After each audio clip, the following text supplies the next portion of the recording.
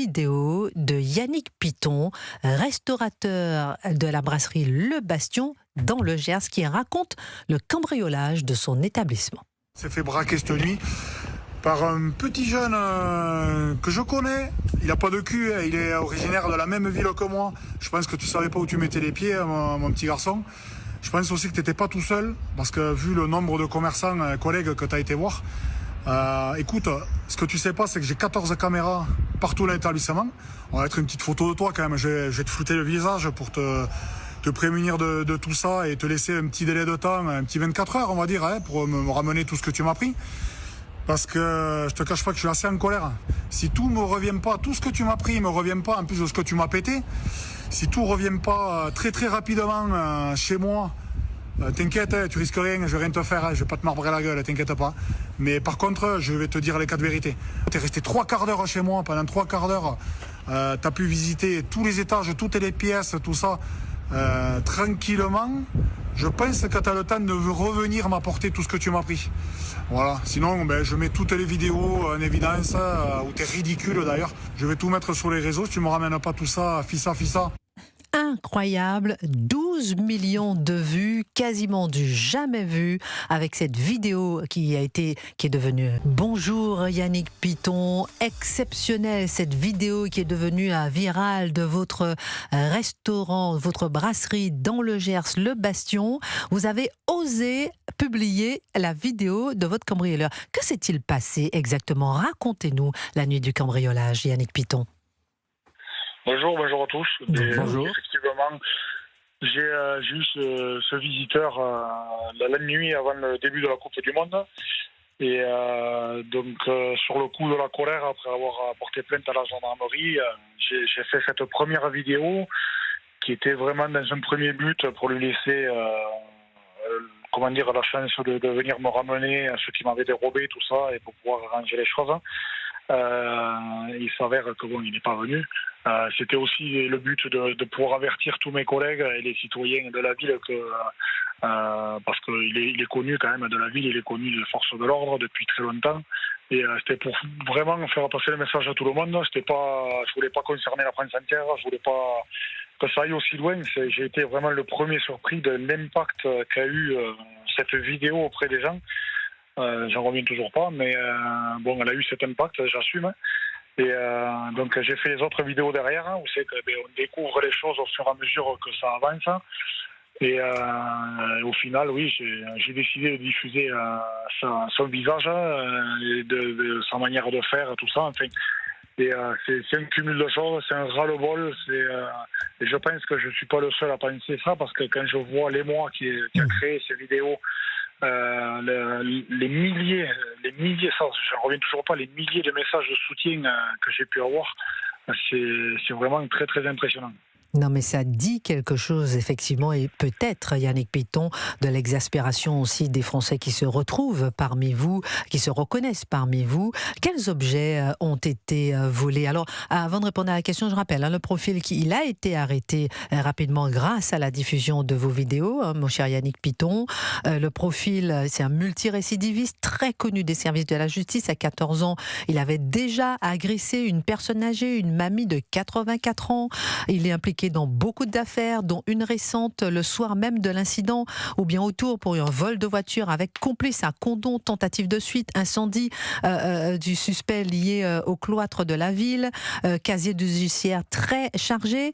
Donc voilà, c'est un profil très connu que vous avez réussi à interpeller. Quels objets ont été volés dans votre brasserie, Yannick Piton, sur Europe 1? Alors pour rebondir sur ce que vous venez de dire, effectivement, c'est un profil qui est très connu. Quand vous voyez qu'à 14 ans, il a commencé ses méfaits.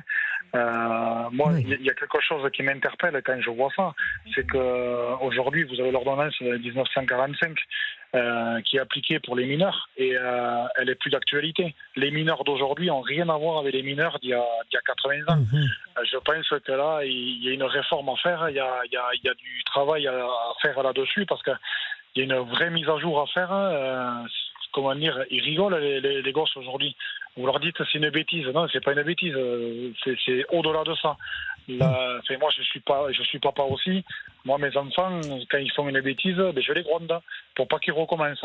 Donc là, il y a vraiment un gros laxisme là-dessus. Il manque vraiment des sanctions fortes qui, moi, je pense, sur des jeunes de 14 ans ou plus jeunes ou plus âgés, quand on met les sanctions adéquates face à leurs bêtises, parce qu'il ne faut pas dire autre chose, je pense qu'il peut y avoir un potentiel d'évolution dans le bon sens. On peut éviter le pire, parce qu'il a commencé à 14 ans avec une personne âgée de 84-85 ans, il a à peu près la vingtaine aujourd'hui, donc on peut se poser beaucoup de questions. Quels objets ont été volés, Yannick Piton? Est-ce que vous les avez récupérés finalement? Alors non, j'ai rien récupéré du tout.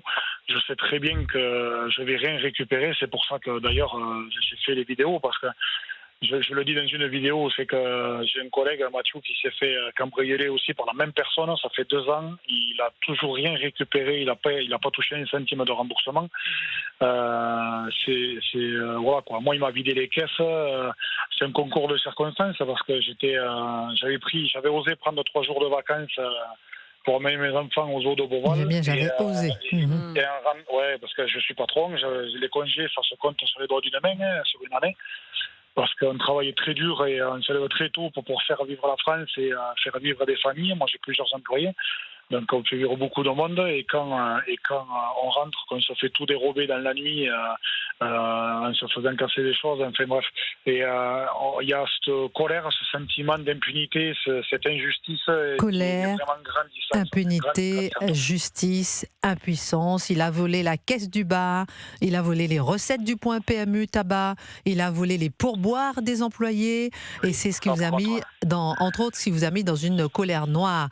Merci beaucoup, Yannick Piton, d'avoir été en direct avec nous sur Europe 1 en exclusivité pour expliquer effectivement comment, avec cette colère et ce cambrioleur qui est venu dans votre brasserie, vous avez été débordé, dépassé par ces 12 millions de vues de cette vidéo du cambrioleur. Peut-être une dernière question rapidement. Est-ce que la police vous a reproché d'avoir diffusé sa vidéo, son image ?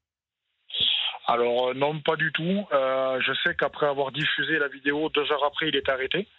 Je rentrais moi-même d'Agen, où j'étais allé faire les courses, ils m'ont doublé, je l'ai vu dans la voiture qui m'a doublé. Donc je n'ai pas eu de nouvelles depuis. Par contre, le lendemain, on l'a aperçu dans le centre commercial de la ville.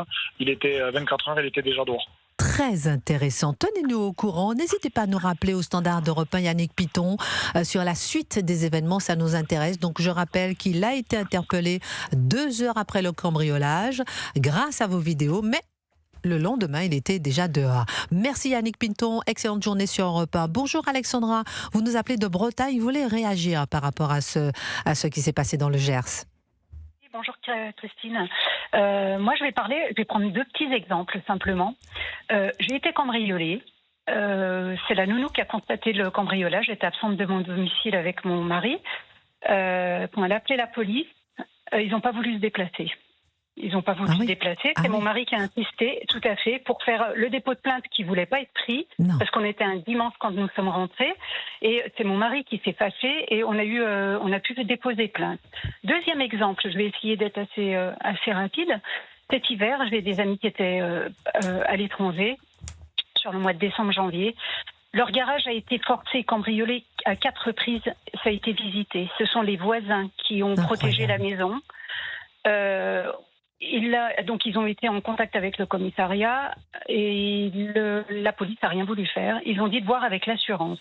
Donc moi, quand j'entends ce monsieur dans le Gers qui présente des images, mais moi je le comprends et je le soutiens absolument parfaitement, parce qu'en fait la justice et tout est fait pour les délinquants, et ça ne protège pas les gens simples.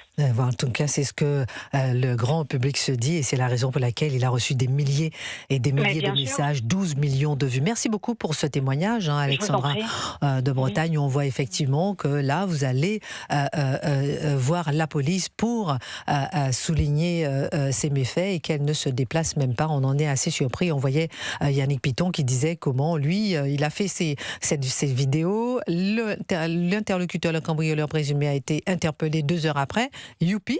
Et le lendemain, il est dans la rue. Merci Alexandra.